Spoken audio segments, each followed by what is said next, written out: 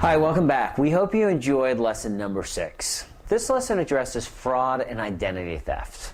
This is a big topic, so we're going to split it up. We're going to cover definitions and ID theft prevention in this lesson.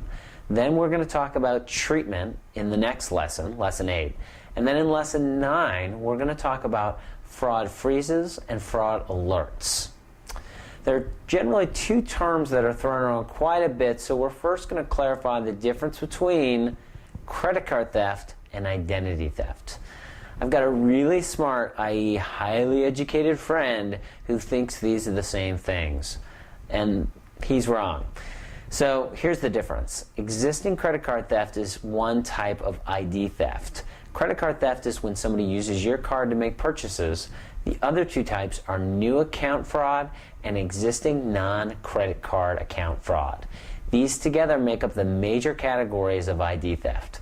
One major difference, your credit card has a nice little law protecting it so that you're only liable for $50 per card. But you have to dispute the charges within 60 days to get this protection. So let's start with prevention. What's the best way to protect yourself? Here's our list of the best preventative tips. Remember the phrase protect, detect, resolve, and block. Okay, first, protect your personal information. Don't give out your social security number or any other personal information unless you know it's a trusted source. And keep a list of account numbers in a safe place. Next, manage your mail. Here's how we do it at my house.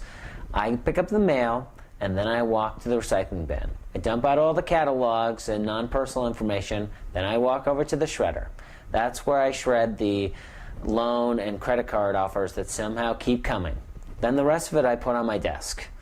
Having a system will avoid large piles to sort through each month.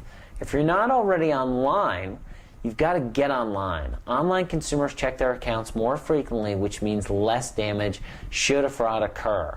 Note, in a Javelin study, the average was $551 in losses when detected online versus $4,543 when detected from paper statements. A Harris Interactive study says that 50% of all households already pay some bills online. So if you're online, your risk of a great loss would appear to be lessened. We realize that the other 50% of you might be saying, I don't shop online, or I don't pay bills online, I don't do anything online, or the internet is evil. Well, saying you're going to stay offline is like saying, I refuse to use an ATM or I refuse to use a cordless phone. It's simply not feasible. Look, we're not asking you to get a computer and internet access if you don't have it. You can do this from your library as long as you are careful to log in and log out of your accounts. Besides, online ID theft is just about 10% of all ID theft. The real common ways ID theft happens are stolen wallets, checkbooks, and credit cards. Next tip, check your accounts regularly. One study suggests that 40% of us don't review our statements on a regular basis or even at all. ID thieves are counting on this. You should review your accounts online once a week. Or check into the email alert service many banks have so you can be alerted for large balance changes. WAMU's credit card has numerous setting options for alerts where you can set it to be notified various ways.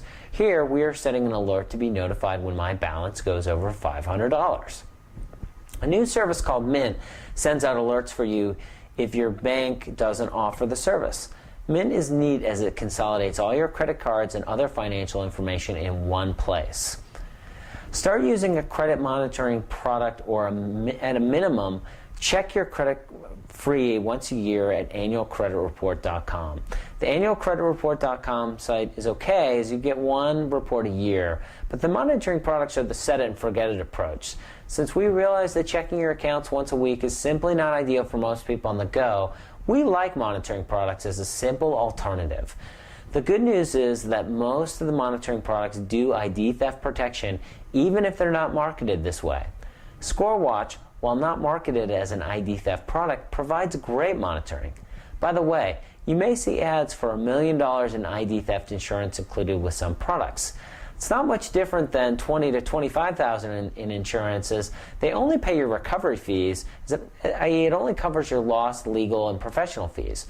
You saw above, with an average fraud loss of $4,543, much of this is going to be covered through your $50 card liability.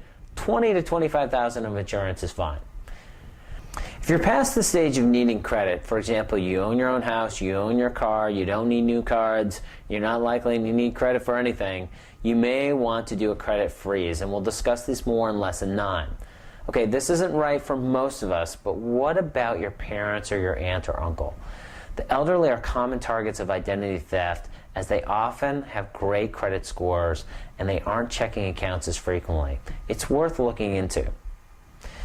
Okay, we know this might seem like a lot to digest, but remember, you have options. You can do much of the legwork yourself by disciplining yourself to check accounts regularly, or you can pay a monitoring service to do it for you. In the next lesson, we'll discuss how to deal with an identity theft if you get victimized. Remember, everyone's situation is different. Be sure to contact a financial advisor or a credit counseling professional before making important financial decisions. This VCast is for educational purposes only and is not a substitute for receiving personalized professional advice.